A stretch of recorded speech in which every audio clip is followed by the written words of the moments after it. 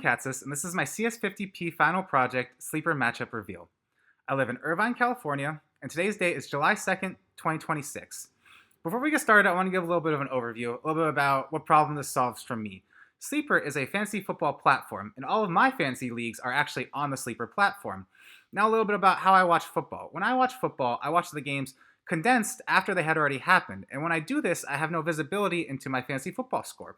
So I really wanted to make a program that gave me my scores, showed me the players that already played with their scores, but then showed me the players that are playing and still to play with their scores zeroed out. So here we are with this Python application that analyzes fantasy football matchups using the Sleeper API. It allows users to input Sleeper usernames, fetch their leagues and rosters, then view current weeks and matchups. It also filters players based on NFL teams that you have already watched play. Let's get a little bit into a demonstration.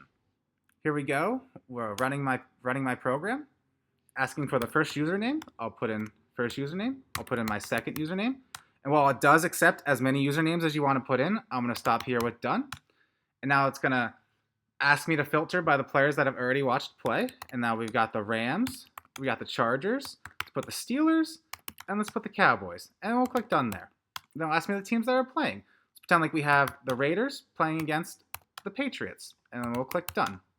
And voila, we have every league's matchup for every user we put in.